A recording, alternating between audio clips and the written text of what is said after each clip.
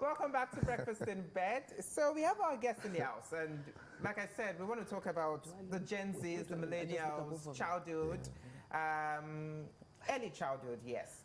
So, over the years, we see many young people, people are getting married early these days. Yeah. Few people do getting married early these days, and yeah, they have kids, and they just give birth to kids, and in the next 1 month, they're back to work, or they don't know, they No don't time. just, sometimes you see videos on social media, you see parents who might be taking alcohol, drinking, and the kids are there, and you're wondering, what are you teaching this little baby?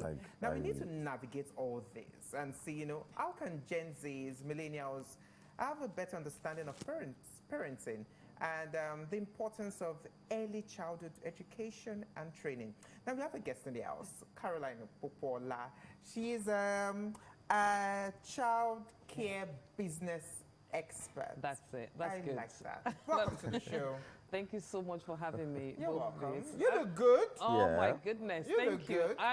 I wished I had got the memo. I did not get the memo. I could have come in my jeans, proper road out of bed. But you still look good. Thank you so much.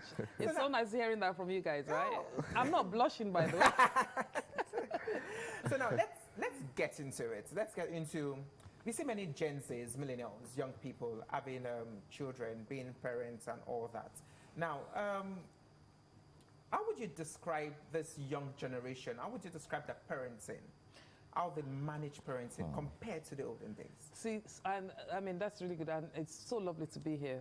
Thank you for having me. You're welcome. And the one thing we need to understand as a world is the fact that the world is moving on. Yeah. New things are being implemented. New ideas are coming in. So the old ways would not work. Oh, okay. So it wouldn't work. Don't get me wrong.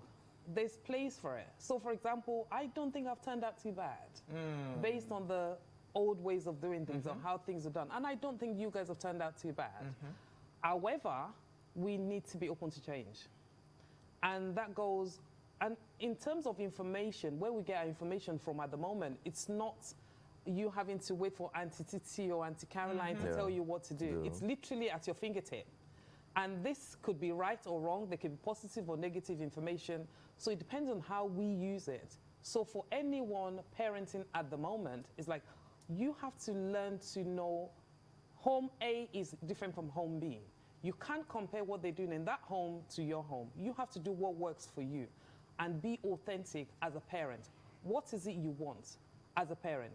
And you have to have what I call values for what you want for your home, and so many other things. So because one home is very different from the other, and you can't watch on social and decide this is how I'm going to fix my home.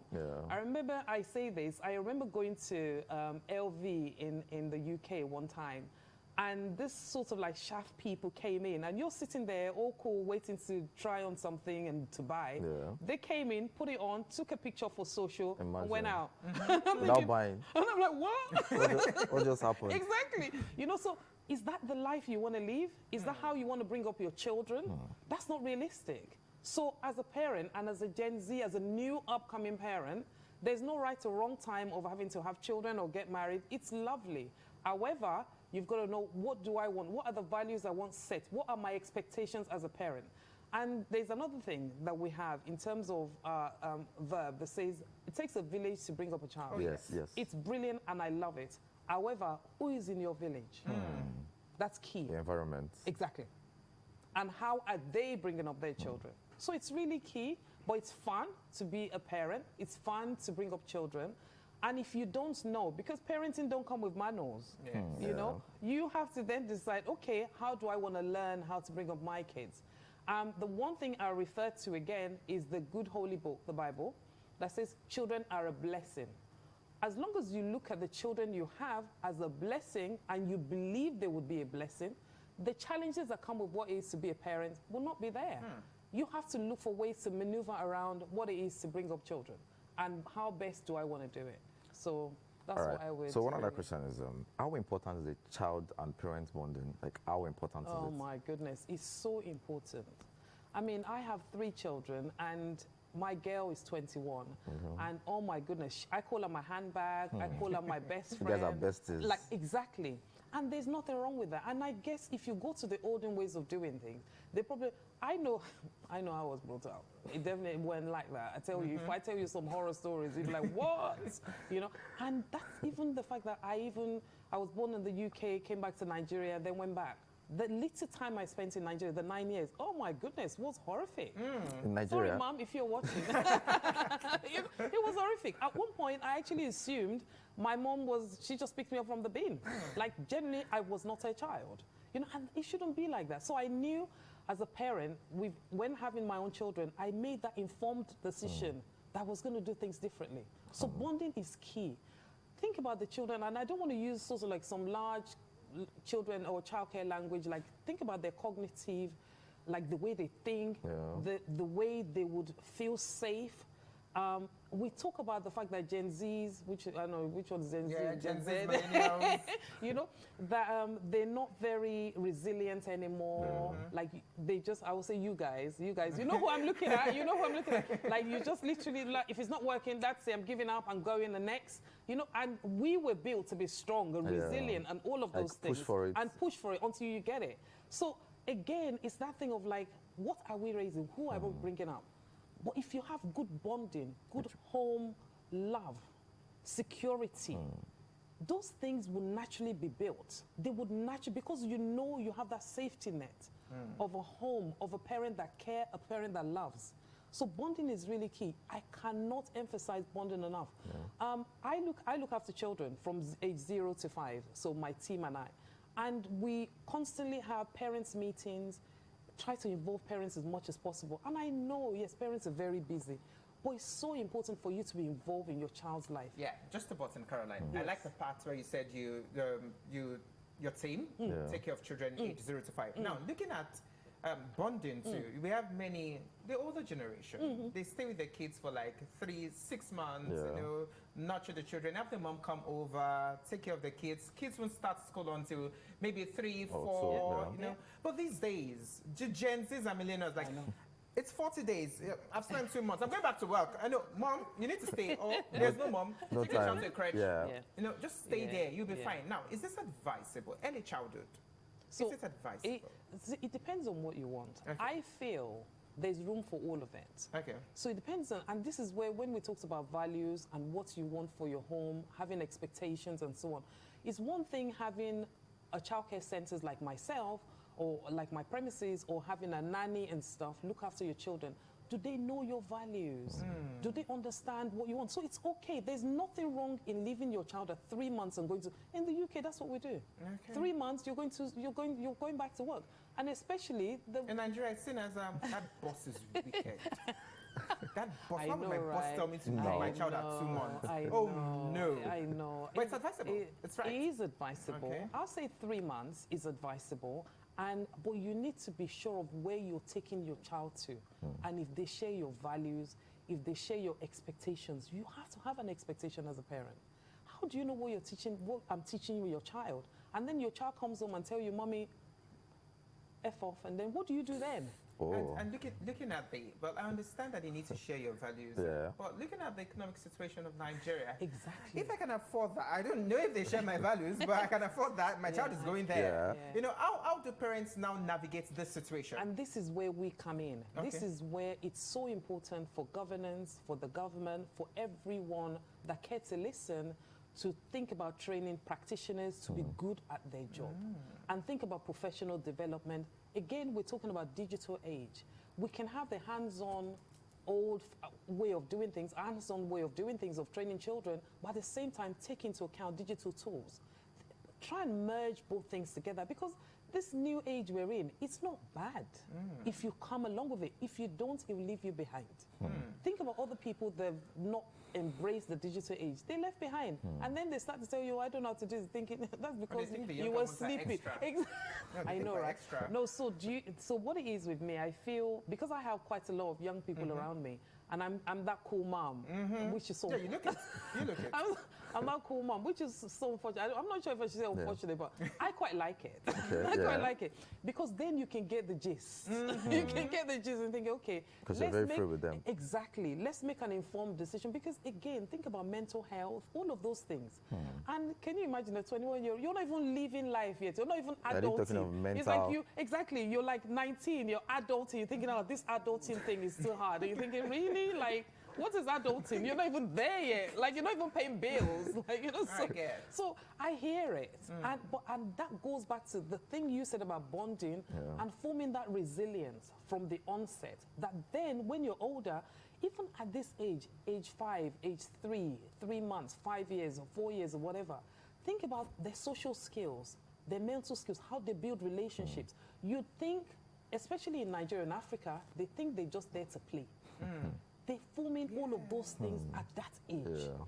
They have a row with their friends, they learn to deal with it. They learn to manage their emotions. They learn to talk about their emotions. That's when you raise 30, 40-year-old men or women. I'm not trying to be any gender here, but...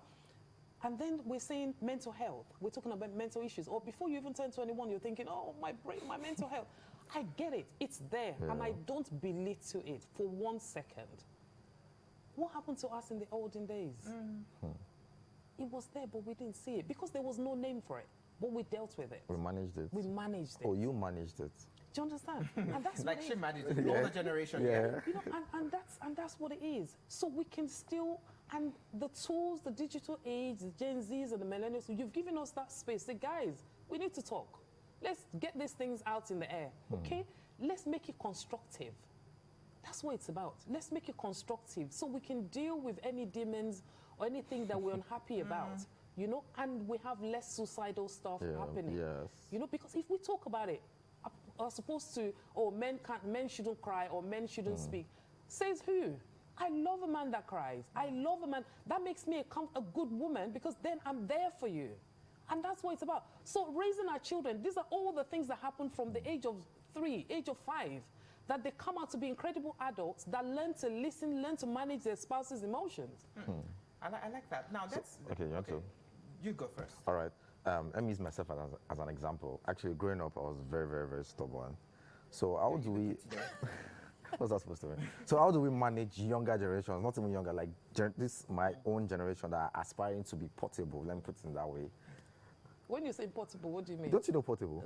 Oh yeah, the guy. The musician. Yes. So people that want to be like, how do you manage them? Like people that, okay, you're saying that this guy's going to be wayward or she's going to be wayward. Like how do you manage it? It's funny that No. So the portable guy. Yes. So I'll just, But do you know what I like about anyone that is like that? I like your business ethics because I'm crazy about business. So the whole charade and stuff, it's all about business. It's all about, and that's what the digital age is all about. That's what social is all about. Because if you're not out there, if we're not here, come on, guys. No one's going to call me. No one's going to know about the stuff I'm doing. If I don't get on social, if I don't get on IG or whatever it is, no one's going to know anything about Caroline or the wonderful works you're doing. So you need, and everyone then, like him, play that to his own benefit.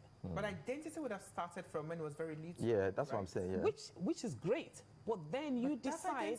No, but you decide which way you want to go. You decide which way you want to go. You can have 2 children come from the same home, and I'm talking about my kids at the moment, from the same home, and they turn out to be very different. That's what they decide they want to be. You do the same thing. You bring them up the same way. They go to the same school, the same benefits and so on. However, they turn out to be differently. That's the child making that informed decision as a child, as a grown-up, to say, I decide I'm going this way as opposed to this way. Just like the Bible gives you a choice. This is the word, follow it. However, you have a choice. It said, he that has ear, let him hear. However, if you don't want to hear, don't hear. Do you? But just be true to yourself. That's the one thing I say. Be authentic. Even in your behavior, I mean, goodness, you don't even want to know the things I got up to. Oh, my God. You know, so, but guess what? You hopefully one day will grow out of it. and you use it to your benefit. And that's what, you know, I would say on that, yeah. Now, looking at the school environment, Yes. now where you have early childhood, Yes. we have babies, Yeah. crèche and all. So, still concentrating on Gen Z millennial parents. Now, we have so many erratic millennial Gen Z parents that maybe you do a little thing, you scold your child, and the child comes up and says, well, that teacher was just, I was just crying awful. Yeah. And the teacher comes to school and says, you know what, the parent comes to school and says, just attacks the teacher. Now, how should teachers, because Gen Z teachers too, we have Gen Z, we have millennial teachers who like, you're young, well, age mates, you can't come to me, I'm going to give it back to you. So how do teachers manage this situation where you have parents coming to fight because they feel that child was spoken to wrongly or was maltreated? How do they manage it? Do you know what? It's because we don't give respect to teachers. We don't give respect to education. Without education, the pair of you would not be here. Without some form of education, I would not be here. And we would not be this grounded. So why would anyone with any sense of respect at all go back and fight a teacher? If your boss talks to you rudely at work, would your parent come in and come and fight your boss? So why are teachers so degraded? And the profession is so degraded that we feel as parents that we'll come and fight at school. And again, that goes back to your expectation as a parent. Even as a school, what are your own expectations from a parent? It's not just about money. I'm sitting here and I can hands on heart tell you, I've never begged a parent in all of my settings, and I've got 14 settings, to stay once. But at the same time, none of my parents could ever come to me or to any of my team and be rude to any of my team. If we have to, we're adults. If we want to have a conversation, let's have constructive conversation. Don't get me wrong. I've seen media covers of schools that are really bad. And you see a teacher whack a child and they got bruises. Nah. I'll save what I'll do to that teacher. So because it wouldn't sound good on TV. But honestly, that's where we're adults. Constructive conversation.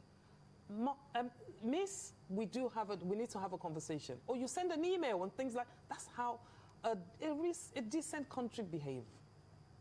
And I live in a decent country, that's how you behave. None of my parents, in all my 20 years of working with children, has ever come in and said, and why would you? Like, you're about a kilo jail kind of, like, I beg your pardon, who do you think you are? Like, how much are you paying? Like, I don't even care. You know, so we need to empower teachers. This is what the conference is about. Empower teachers to be confident. You're sitting here because you're confident of the job you're doing. You know your onions, like they say. If teachers know their words well and they know their rights, they should be confident enough. But it takes the support of everyone, which includes the school owners. Because I hear school owners will get rid of teachers because they spoke to parents in a particular way. You don't do that. You support your team. You stand with them through thick and thin. So there's a lot of conversation to be had. It's not just from the government. It's even about practitioners and teachers and good behavior and excellent service. If you come into me as a parent, what the excellent service I've promised to give you as a parent? I have to deliver. And that doesn't include whacking your child or shouting at your children. We don't shout. So all of those things we have to unlearn and relearn. Okay. Now, we need to run, but what's your final word to young parents concerning early childhood? Just in few words. So in a few words, I'll say to any young millennial Gen Z parent, it's good, it's brilliant, you're going to enjoy it. However, you need to give yourself, be kind to yourself. There's no manual that comes with raising up a child. Don't watch social to raise a child. However, be kind to yourself. When you drop the ball, it's okay. Pick up the ball and start all over again. No one got it right in one day. It's the gradual process that brings up these children to be the better, to be the better children that you want them to be. But never discount their emotions. Don't discount their emotions. It's really important. Thank you very much for coming, Caroline. And we know that people can always reach out to you. I know. We have a conference on the 13th of July, Landmark Center. So they can learn more about parenting, childhood, the whole shebang. Yes. Oh, thank you very much for coming. Oh. But it's time to leave.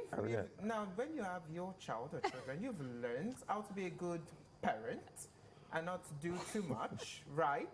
I don't think he's ready yet. It's time to leave. Thank you for coming. Thank you. So it's been an amazing time on Breakfast in Bed. I am Bababumi Agbibi. And I am Adedayo Kende. Take care.